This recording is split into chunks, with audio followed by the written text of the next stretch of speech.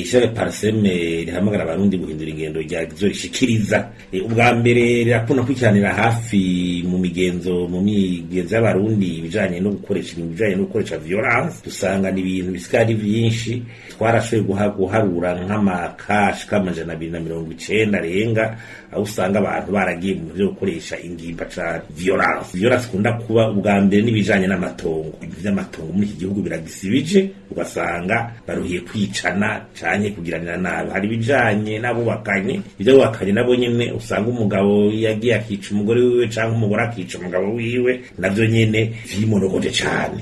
Ikindi ni bijanye n'ubusuma, baza kwibisha ibintu rwanisho, bibisha inkoho, bategera abantu mu mabarabara bakabambura. Byose birahari mu bijanye n'ibintu violence. Ikindi ni ukoresha ingimba donko violence, usanga harimo abajejwe intwaro canke bari mu nzego. Ivyo navyo bica bibari n'inkoyo yo kuboreza igufa, torture, abantu bari mu minwe y'inzego, mu butungane canke mu gipolisi, canke gufungirwa ubusa, abantu bagafatwa nabi bagafungirwa ahantu hari abantu benshi, ugasanga mu maprizo baruzuye, canke bakanyuruzwa, ugasanga inzego bango zarabatwaye zirabanyuruza, n'igipolisi rusaka gifatamwo nabi, ugasanga kiratoteje abantu, kirabafashe nabi, kirabakubise kandi kikabonona, kikababuriza igufa. Ivyo n'ibindi bikunda kuza biraboneka. Turavye rero kugira bize biragwira ivyo bintu, imvo niziba zibizi. Imvo zo kugira usanga ibintu byo gukoresha ingimba biza, ubwa mbere hariho kudahana. Y'abantu badahana abakozi ivyaha, ucusanga ingeno hibandanya canke ubutungane butariko buratunganiriza abantu